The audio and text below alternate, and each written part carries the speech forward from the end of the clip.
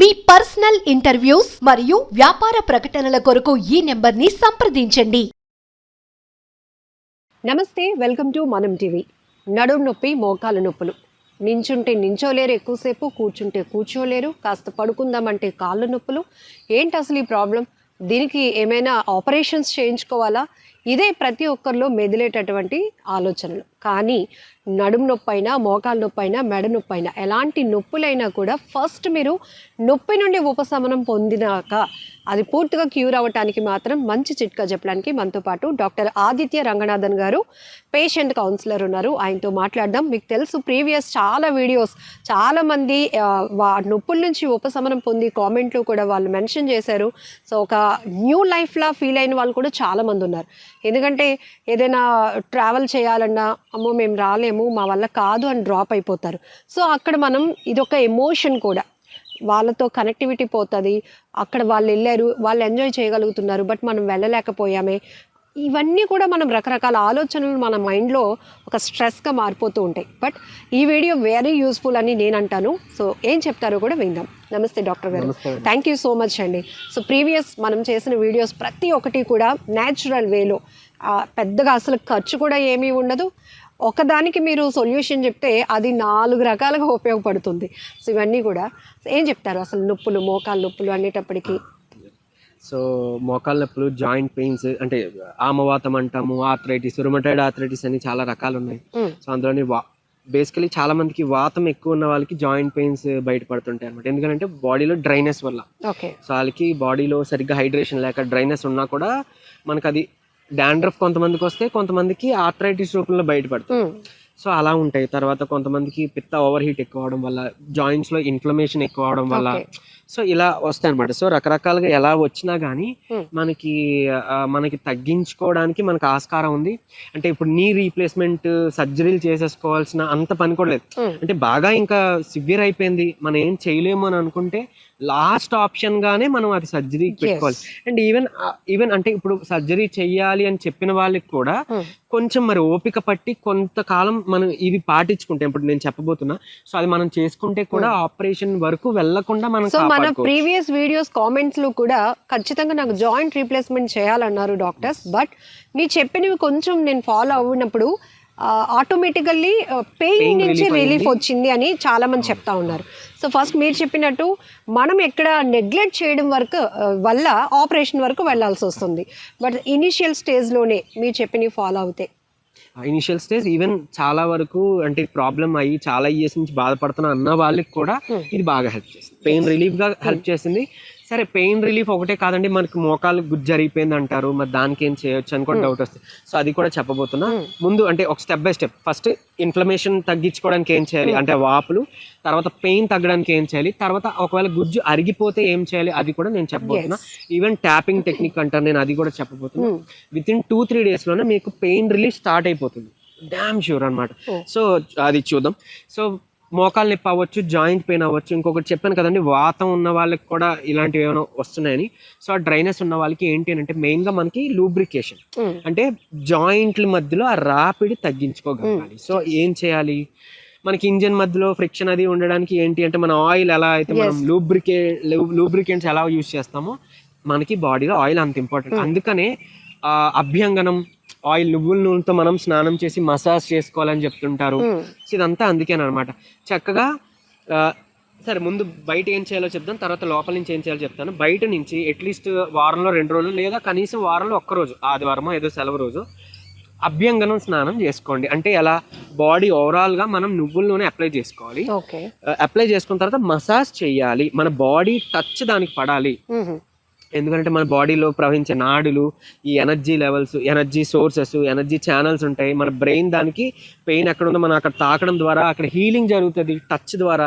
So అందుకని మీరు చూసుంటే ఈ మసాజెస్ కానీ ఇవన్నీ ఎందుకు హెల్ప్ అవుతాయంటే ఈ ఎనర్జీ పాసేజ్ అనమాట, మనకి హీలింగ్. ఇప్పుడు మనకి ఒక నొప్పి వచ్చింది, పాముకుంటాం, ఎందుకు?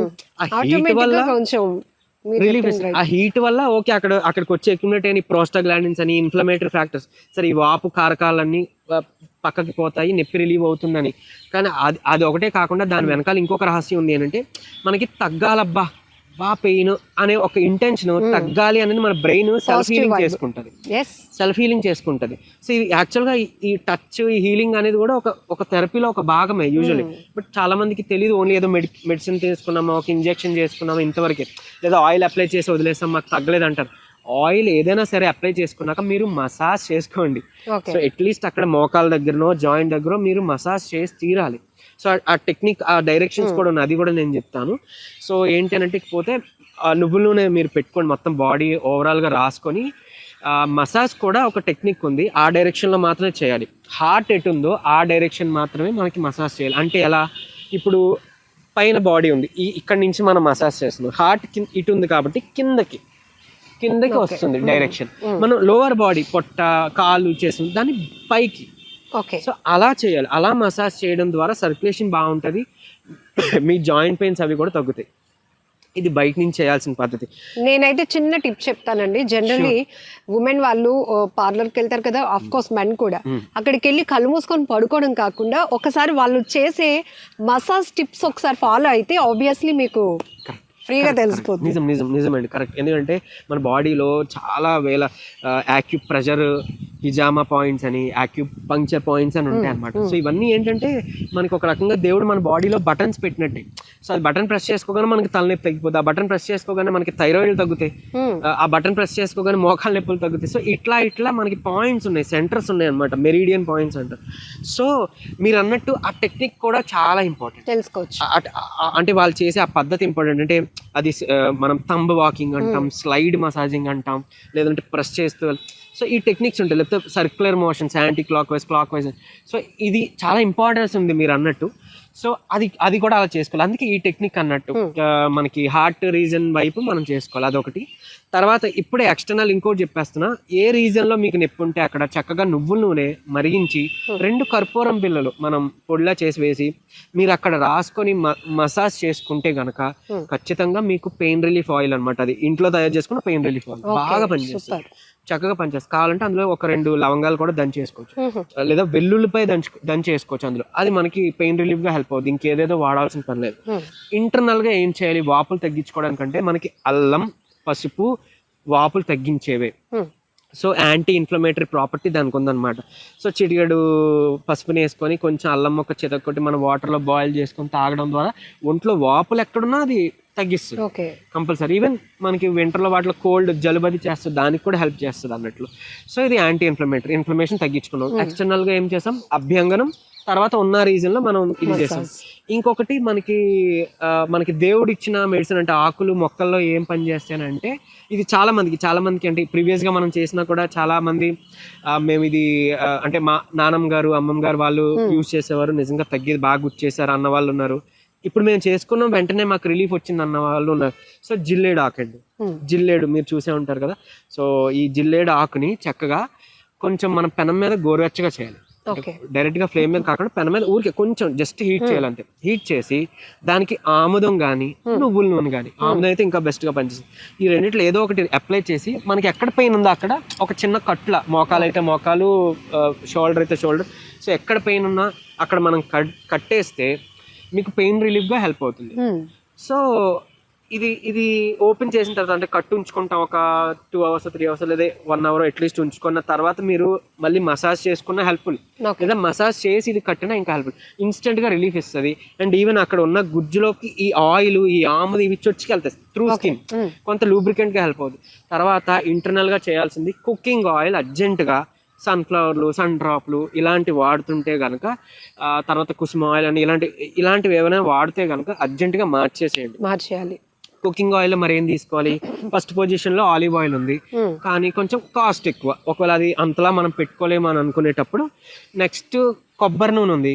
సరే అది కూడా రుచి మనకి అలవాటు లేదు కదా అని అనుకుంటే ఇక 3వ ఆప్షన్ వేరుశనగ పల్లీల నూనె, అది ఉంది. లాస్ట్ ఆప్షన్ నువ్వుల నూనె ఉంది కుకింగ్ కి చెప్తాను. ఎందుకు లాస్ట్ ఆప్షన్ అంటే అది ఎక్కువ హీట్ చేసినా కూడా మనకి మంచిది కాదు నువ్వుల నూనె, అందుకని అది లాస్ట్ ఆప్షన్ పెట్టా. ఇంకా పామ్ ఆయిల్ అసలు తీసేసాడు, అందులో ఉండే పామిటిక్ యాసిడ్ మనం ఇప్పుడు సడన్ గా హార్ట్ అటాక్స్ వచ్చి చనిపోవడానికి, తర్వాత స్ట్రోక్స్, క్లాట్స్ ఇవన్నీ కూడా ఏంటి అంటే ఆ పామిటిక్ యాసిడ్ అదే రీజన్ అన్నమాట. థర్డ్ ఆప్షన్ చాలా available. Third option available. So మీరు అనుకునే బ్రాండ్స్ లో ఇప్పుడు వాళ్ళు కూడా తీసుకొచ్చారు ఈ కోకోనట్ మన గ్రౌండ్ నట్ ఆయిల్, Yes. లేదా గానుగ ఉంటే కనుక చక్కగా వేరుశనగ అది చేయించుకోండి.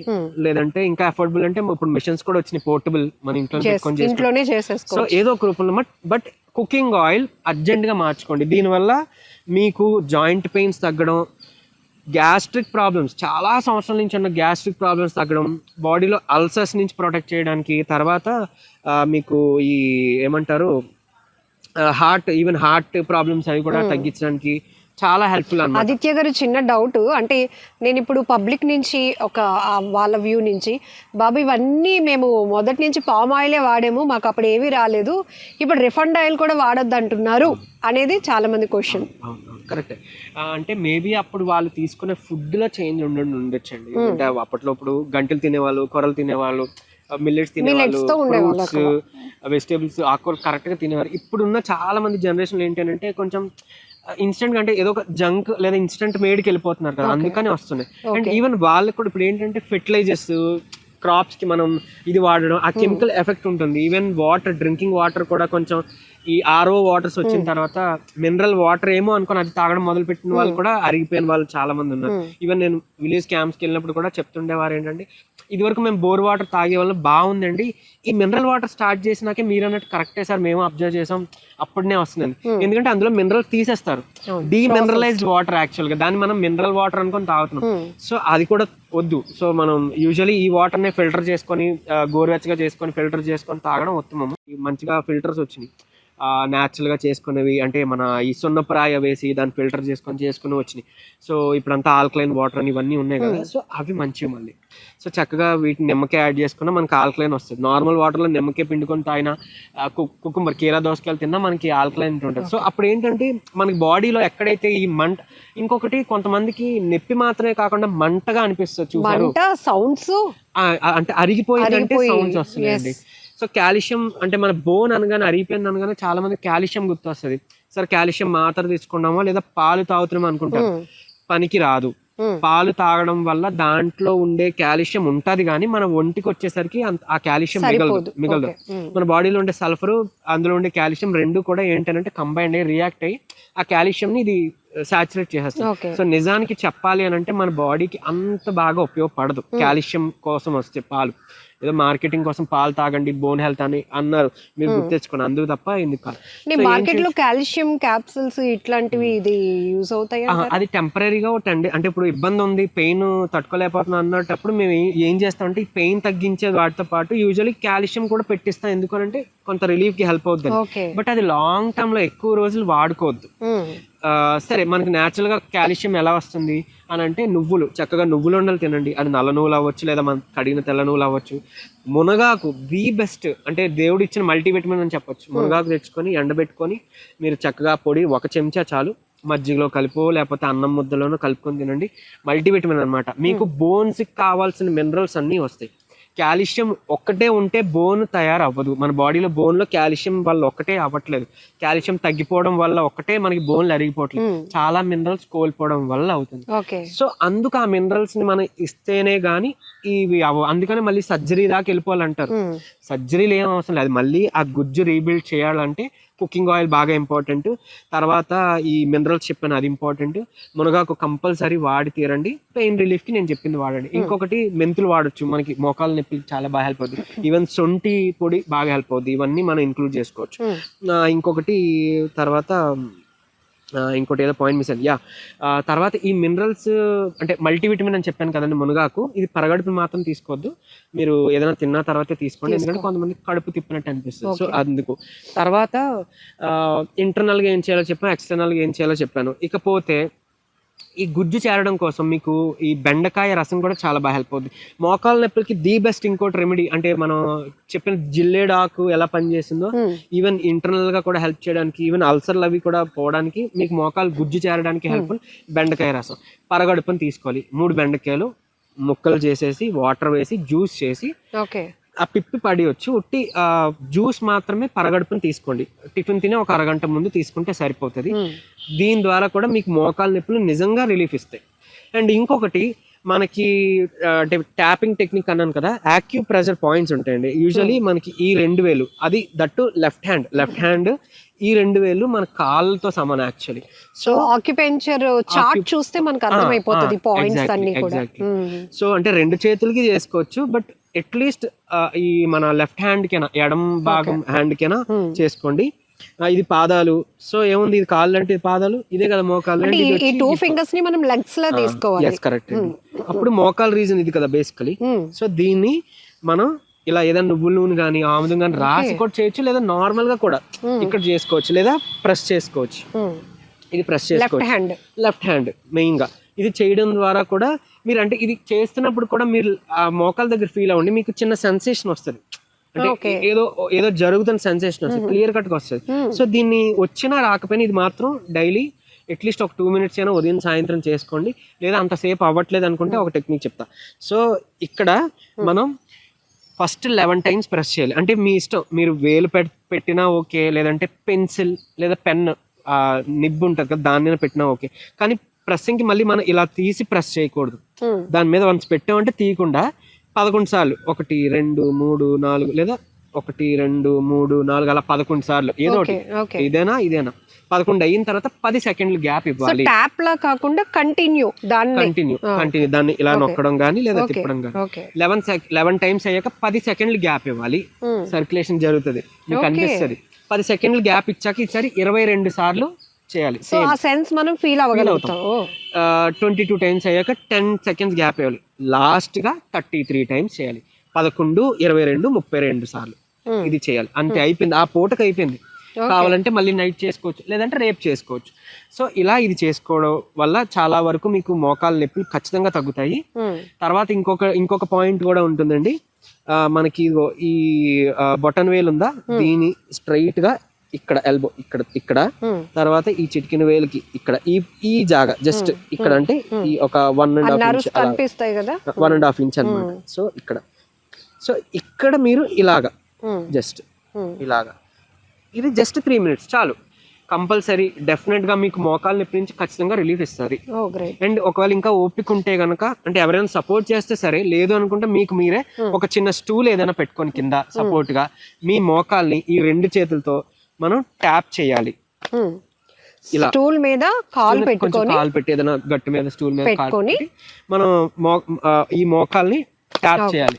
జస్ట్ ఫాస్ట్ గానో లేకపోతే గట్టిగానో అవసరం, జస్ట్ 1 2 3 4 ఇలా 3 minutes చాలు. రోజుకి ఒకసారైనా చాలు, లేదా 2 సార్లు చేసుకుంటే ఇంకా మంచిది. ఇది చేయడం మొదలుపెట్టిన 3వ రోజు నుంచి మీకు పెయిన్ రిలీఫ్ ఖచ్చితంగా ఉంటుంది, డ్యామ్ షూర్ ఉంటుంది నిజంగా.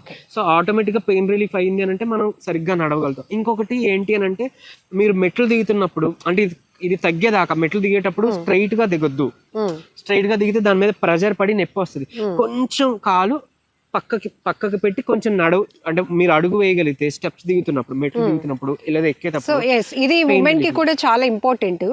ఆబ్వియస్లీ హీల్స్ అనేది రెగ్యులర్ గా వాడుతూనే ఉంటాం, దాంతో మన లెగ్ కాస్త హైట్ పెరుగుతుంది. మళ్ళీ మనం ఒక స్టెప్ పైకి ఎక్కుతున్నప్పుడు ఇంకా మనం హైట్ ఫీల్ అవుతాం కాబట్టి ప్రెజర్ వస్తుంది. బ్యాక్ బోన్, ఈ వెన్నుపూస మీద ఎఫెక్ట్ పడుతుంది, వంగి నడవడం, లేకపోతే ఇలా వంగి కూర్చుని, లేకపోతే ఈ అడుగు వేసే విధానం వల్ల కూడా. సో అందుకని ఈ టెక్నిక్ యూజ్ చేస్తే మనకి పెయిన్ కొంచెం రిలీఫ్ గా ఉంటుంది. హీల్ అయిన తర్వాత మనం స్ట్రైట్ గా నడవగలుగుతాం అనమాట. ఆ తర్వాత ఏదైనా వంగి తీయాలి అని అనుకుంటే డైరెక్ట్ గా వంగి తీయొద్దు. సో ఇది చిన్నపిల్లల దగ్గర నుంచి మనం నేర్చుకోవాలి. వాళ్ళు ఏదైనా బాల్ ఏదో పడిపోయిందంటే వాళ్ళు ఏంటి కిందకి వంగి తీసుకుంటారు, ఇలా స్ట్రైట్ అవే కాదు. సో అదొకటి మనం ఏదో బద్ధకం, వీడికి ఎంత బద్ధకం అనుకుంటాం, బట్ ఇట్లా తీస్తారు. అదే కరెక్ట్ ప్రాజెక్ట్, అదే కరెక్ట్ పద్ధతి. అండ్ సడన్ గా ఎప్పుడో ఇంట్లో ఒకవేళ అంటే లేడీస్ చెప్తున్న మగవాళ్ళు లేరనో, ఏ గ్యాస్ బండనో లేకపోతే ఏదో మినరల్ వాటర్ ఏదో వద్దు, లిఫ్ట్ చేద్దాం అని అనుకోవద్దు. ఎవరైనా సపోర్ట్ ఖచ్చితంగా తీసుకోండి. ఈవెన్ మగవాళ్ళైనా సడన్ గా ఇది లేపొద్దు. ఎందుకు చెప్తున్నానంటే, ఇప్పుడు మన ఆహారంలో ఉన్న మార్పుల వల్ల కానీ, వాటర్ లో ఉన్న చేంజెస్ వల్ల కానీ కొంచెం వీక్ అయ్యాం, అంటే బోన్స్ లెవెల్లో కొంచెం వీక్ ఉంది. సడన్ గా లిఫ్ట్ చేసిన వాళ్ళకి అప్పటికప్పుడు తెలియపోవచ్చు, కానీ వాళ్ళకి స్పైన్ లో డిస్క్ ప్రాబ్లమ్స్ తర్వాత ఇయర్స్ లో 1 year 2 year 1 month లేకపోతే 10 days తర్వాత బయట పడుతున్నాయి. సడన్ గా డిస్క్లు కంప్రెస్ అయిపోయి, లేకపోతే బల్జ్ అయిపోయి, లేకపోతే ఇలా ప్రాబ్లం వచ్చిందని. సో కాబట్టి అలాంటి రిస్క్ అస్సలు చేయొద్దు. లేదా బియ్యం బస్తాలు ఇవన్నీ వద్దు, జాగ్రత్త. ఈ టెక్నిక్ పాటించి తీరాలి. నేను చెప్పిన యాక్యుప్రెషర్ పాయింట్స్ కూడా మన హెల్ప్. సో అక్కడ మనం ఏజ్ కంపేర్ చేసుకోకూడదు. డాడీ మీతో పోల్స్తే నేను టీనేజర్ కాబట్టి నేను లిఫ్ట్ చేసేస్తాను అని కాకుండా ఫ్యూచర్. కరెక్ట్ మేడం, బాగా చెప్పారు. Yes, exactly. సార్ ఇప్పుడు ఇంటర్నల్ ఎక్స్టర్నల్ ఏం చేయాలో చెప్పారు. కమింగ్ టు ఒక డైట్ ఫాలో అయ్యేటప్పుడు ఖచ్చితంగా వ్యాయామం అవసరం. సో మరి మేము ఆల్రెడీ మోకాల నొప్పులతో ఉన్నాము, సౌండ్స్ వచ్చేస్తున్నాయి, పెయిన్స్ వచ్చేస్తున్నాయి, వాకింగ్ చేయొచ్చా, చేస్తే ఎలా చేయాలి? ఇప్పుడు స్టెప్స్ అంటే థ్యాంక్ యూ మేడం, బాగా గుర్తు చేశారు. ఇప్పుడు స్టెప్స్ ఎక్కుతున్నప్పుడు ఈ పద్ధతి చెప్పాను కదా, తర్వాత ఒకవేళ వాకింగ్ చేస్తున్నా కూడా నొప్పి అయిపోయిన వాళ్ళు ఉంటే గనక వాకింగ్కి వెళ్ళొద్దు. బట్ ఓకే, కొంచెం పెయిన్ ఉంది అన్నప్పుడు నేను చెప్పిన ఈ రెమెడీ చేసుకున్నాక పెయిన్ రిలీఫ్ ఇచ్చాక మీరు నడవగలుగుతారు. సరే, ఇకపోతే పోనీ అలా కూడా కాని వాళ్ళు, లేదా బయటికి వెళ్ళి మేము నడవలేకపోతున్నాం అన్న వాళ్ళకి simple technique but effective technique ఏంటంటే, ఇది నిజంగా చాలా బాగా పనిచేస్తుంది. కానీ అంటే వాకింగ్స్ ఉన్నాయి కదా, జాగింగ్స్ ఉన్నాయి కదా, అందుకని మనకి ఎవరు చెప్పకుండా ఉండిపోయి ఉంటారు. బట్ ఏం లేదు, ఇది మన పాదం అనుకుంటే గనక ఒక ఏదైనా గోడ ఉంటే, లేదా ఒక చిన్న మెట్టు ఉంటే, ఇది మన కాళ్ళు వేళ్ళు. సో దీన్ని ఇలా పెట్టి దాన్ని ప్రెస్ చేస్తాం. అంటే గోడ ఉంటే మన కాల్ని కొంచెం ఇలాగా ప్రెస్సింగ్ ఒక 10 times చేసి, మళ్ళీ 10 seconds గ్యాప్, 10 times చేసి అలా ఏదైనా గ్యాప్ తీసుకుంటాం. ఆ తర్వాత ఇంకోటి, ఈ పాదం గచ్చు మీద పెట్టి ఈ హీల్ వెనకాల, అదే మన ఏమంటాం, ఈ అరిపాదం వెనకాల బాగా ఉంటుంది, ఆ హీల్ రైజింగ్ అనమాట. దీన్ని ఇలా చేసుకోవచ్చు. సో అంటే సపోర్ట్ లేకుండా ఇలా అనమాట. ఒక 10 times చేసి ఒక 10 seconds గ్యాప్ ఇవ్వచ్చు, లేదా కంటిన్యూగా 1 minute చేయొచ్చు. మీరు చేయగలిగితే చాలు. ఇది 1 నిమిషం లేదా 2 నిమిషాలు చాలు. 60 seconds అండి, ఎక్కువసేపు కాదు కదా. నిజంగానే ఓన్లీ 60 seconds చేసుకున్నా కూడా చాలా హెల్ప్ అవుతుంది. ఈవెన్ మీ డయాబెటీస్ కంట్రోల్. ఇక్కడ ఫింగర్స్, కాళ్ళు ఫింగర్స్ కి మనకి మూమెంట్ రావాలి. మూమెంట్ చేస్తే అది మనకి మోకాళ్ళ మీద స్ట్రెంత్ ఇస్తుంది, మోకాళ్ళు గట్టి పడడానికి హెల్ప్ చేస్తుంది. అండ్ ఇంకోటి, రాగి తత్వం కూడా మన మోకాల్లో పెరిగితే చాలా మంచిది. సో సరే, మనకి ఆయుర్వేదిక్ దీంట్లో చాలా ఆయిల్స్ ఉన్నాయి, మహానారాయణ తైలం అని, లేకపోతే మన డాక్టర్ ఫిట్ ఆయిల్ అని, కానీ లేకపోతే చాలా ఉన్నాయి. బట్ లేకపోతే ఇప్పుడు నేను చెప్పిన ఇది, దీంతో పాటు ఇప్పుడు రాగి గ్లాసు, రాగి చెంబు, రాగి బాటిల్స్ ఇలాంటివి వాడుకుంటే మీకు చాలా హెల్ప్ఫుల్. అంటే బోన్ స్ట్రెంత్కే కాదు, ఈవెన్ చాలా మంది ఆటో ఇమ్యూన్ డిజార్డర్స్, మన సోరియాసిస్, వాటిలో కూడా ఇది యూజ్ చేస్తాం. సో అది యూజ్ చేసుకోండి. బట్ లేదా గాజు పాత్ర యూజ్ చేసుకోండి. బట్ ప్లాస్టిక్ వాటర్ బాటిల్స్ కానీ, ప్లాస్టిక్ గ్లాసెస్ కానీ వద్దు. ఎందుకంటే అందులో ఉండే బీపీఏ మనకి హెల్త్ మీద ఎఫెక్ట్ పడుతుంది, బోన్స్ అరిగిపోవడానికి హెల్ప్ అవుతుంది, అంటే తోడ్పడుతుంది. ఈవెన్ క్యాన్సర్ రావడానికి కూడా తోడ్పడుతుంది. సో ఇప్పుడు గుర్తొచ్చింది, సో చెప్తున్నాను. Okay, super. ఒకటి కాదు, 2 కాదు, మనం ఇన్ని రకాల చేంజెస్ చేసుకుంటేనే మన లైఫ్ సెట్ అవుతుంది, అంటే మన హెల్త్ సెట్ అవుతుంది అనమాట. అంటే అదే యాక్చువల్లీ దాన్ని ఇంకోలా కూడా చెప్పొచ్చు, అన్ని రకాల కాకుండా ఇన్ని రకాలుగా కూడా చేసుకోవచ్చు. Very good. సో అలా అంటే మేబీ మనకి కొంచెం స్ట్రెస్, అంటే అన్ని రకాలు అనేటప్పటికి మళ్ళీ ఇది ఎక్కువ అయిపోయింది. ఇన్ని రకాలుగా మీరు గుర్తెచ్చుకుంటే నేను చెప్పిన సింపుల్ గానే ఇందులో ఏవి చేసుకున్నా అయిపోతుందండి. నిజంగా చేసిన వాళ్ళు, తగ్గిన వాళ్ళు ఉన్నారు. సో జస్ట్ మనం రెగ్యులర్ గా చేస్తున్న వాటిలో చేంజెస్, రీప్లేస్. సో ఆయిల్, ఒక ఆయిల్ ప్లేస్ లో ఇంకొకటి వస్తుంది అంతే. వాటర్ అడిషనల్ గా రెగ్యులర్ స్టెప్స్ వేసే పద్ధతి అంతే అండి. Super. Thank you so much sir. నమస్తే.